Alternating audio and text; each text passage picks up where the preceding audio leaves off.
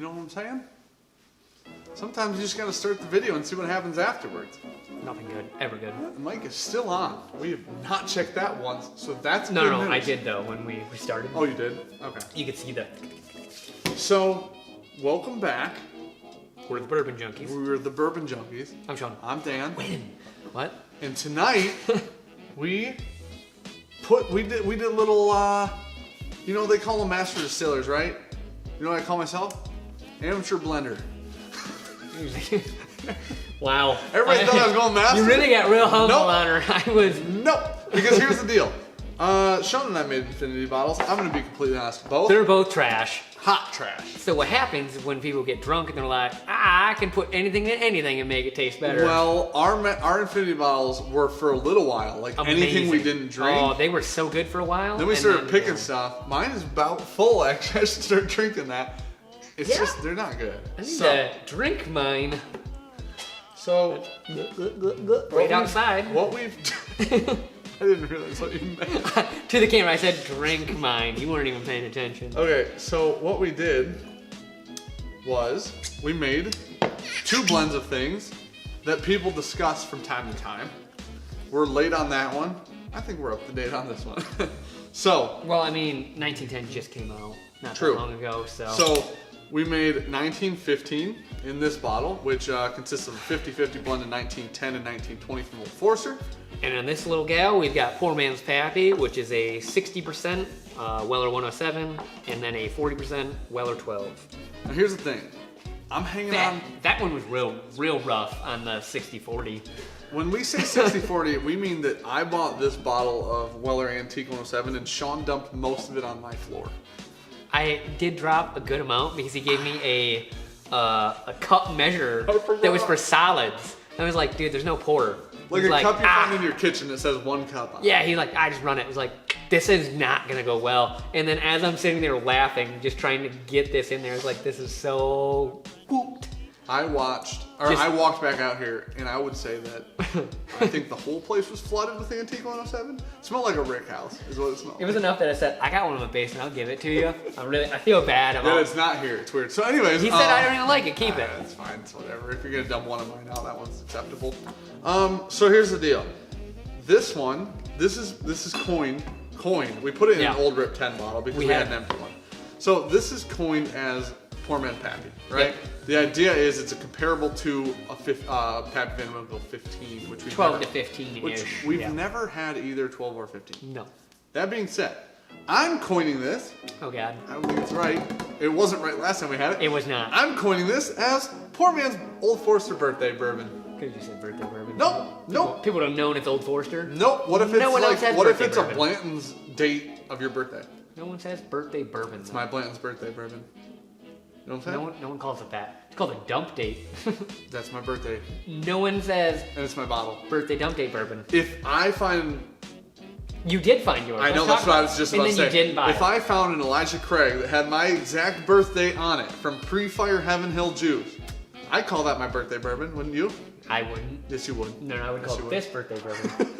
So I think we really liked 18, haven't had 17, won't open my 15. So we really liked that one. I'm considering these to be the poor man's version of that, hopefully. Probably not. But do we need to get a control of that one out? we might have to because I really want to drink it. Yeah. Just I was thinking the same thing. Yeah, let's get a control of the old Pappy 15 too. All right, we're gonna start. As soon as you guys send that to us, we're gonna start with Old Forester, what 1915. So this has been mellowing what, 2, 3 Probably weeks? 3-ish weeks. Okay. Probably 3-ish. When same thing happened with this when we first poured it, like the flavors really fought each other. Yeah. You were like, I mean, it's not bad, it's not good. Let them rest. Let them rest. Yeah, 100%. I was like, that's not real. It's real. Few weeks.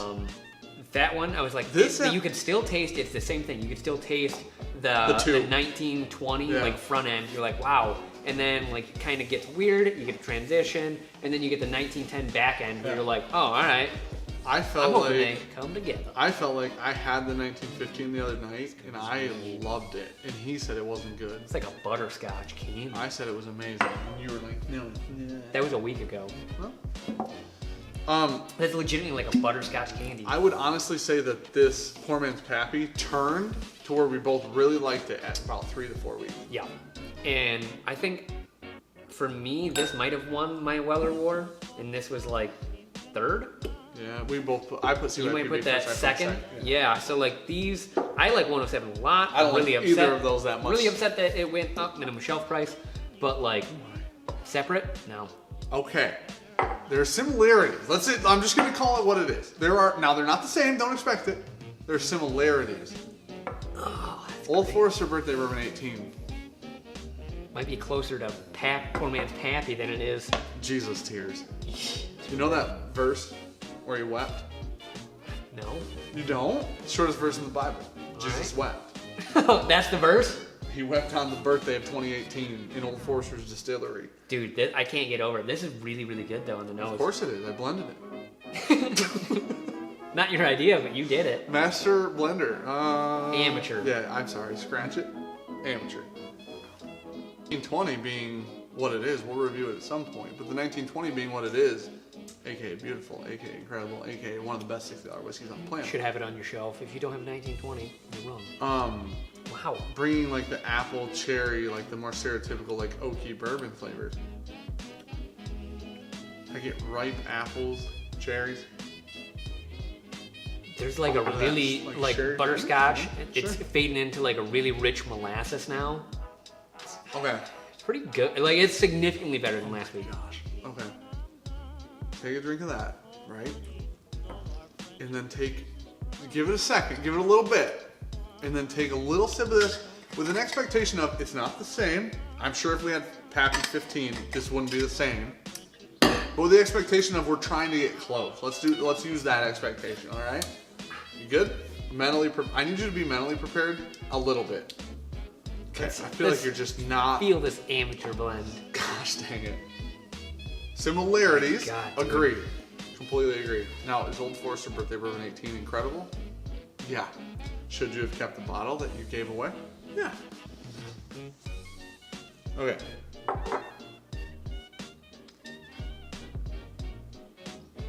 Glad you're wearing black today. Me too, man. Can't even see that I just spilled whiskey all over my shirt. Oops. That's so much cherry in that. It's amazing. This is really good. Now, hold on. I'm gonna go. That's so much cherry. I'm gonna go percentages on how close these two are to one another. 0. Let me smell that. I feel like you need more 1920. You'd be wrong. Which is why I have the title of amateur blender. So. Hey man, I'll bring my Infinity Binder over. I'm an amateur blender as well. Yeah, I feel like it needs more 1920 in it. Okay, how close are they?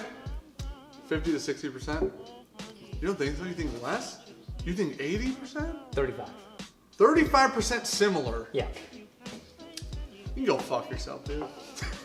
Okay, I'll blend You're one. wrong. I'll blend one, and we'll see how it goes.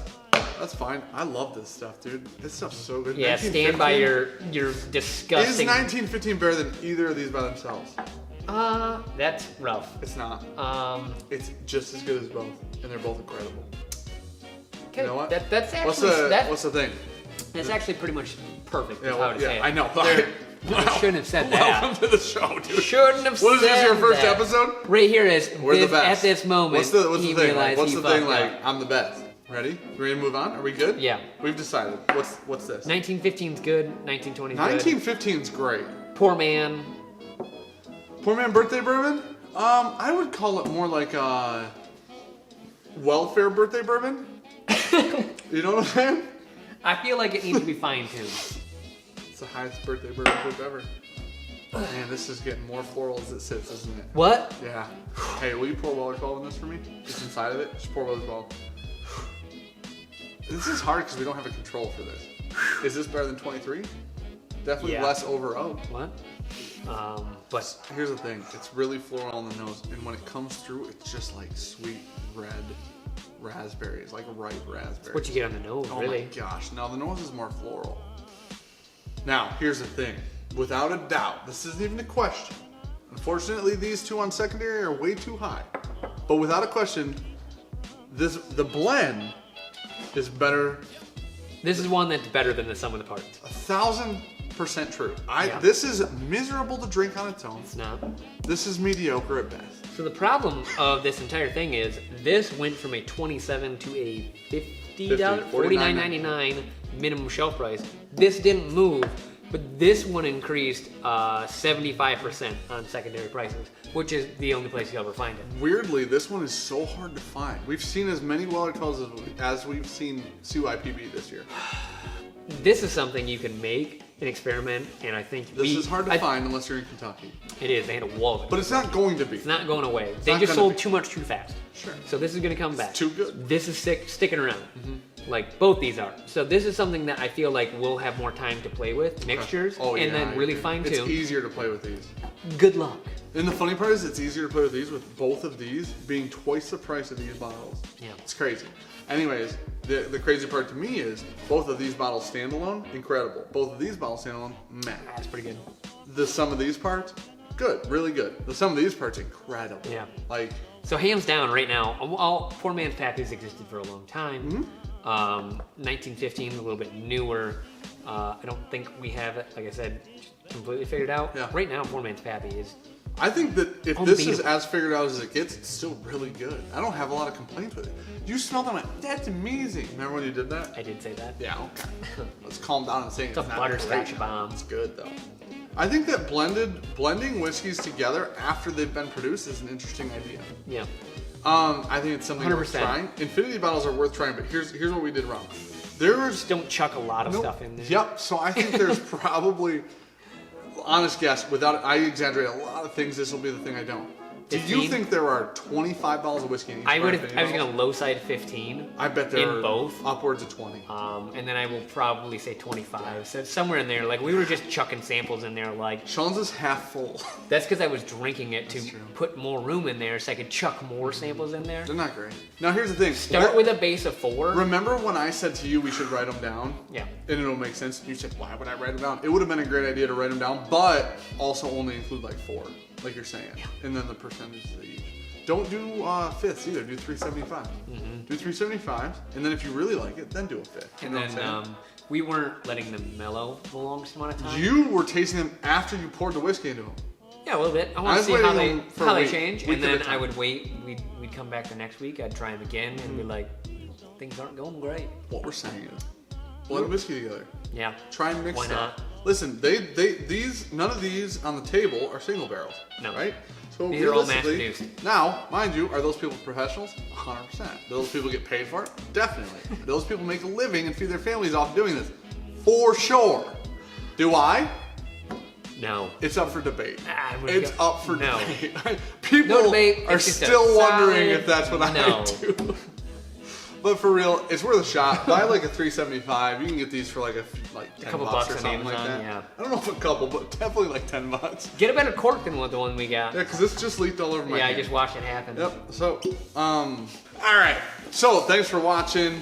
Blend your stuff together. Just try it out a little bit. It's definitely worth it. It'll create some stuff maybe you haven't had before too. That's cool. Yeah. Like, comment, subscribe. We're the Bourbon Junkies. I'm Dan. He's Sean. Nope, said it for you. Thank you. Check out our Patreon. Thank you for the support. All the links are below. Enjoy your day. Have a good one. Enjoy your night. And since Dan can't say it, the proof is in the pour. Poor Man's Pappy. The pour. Oh, I hate that.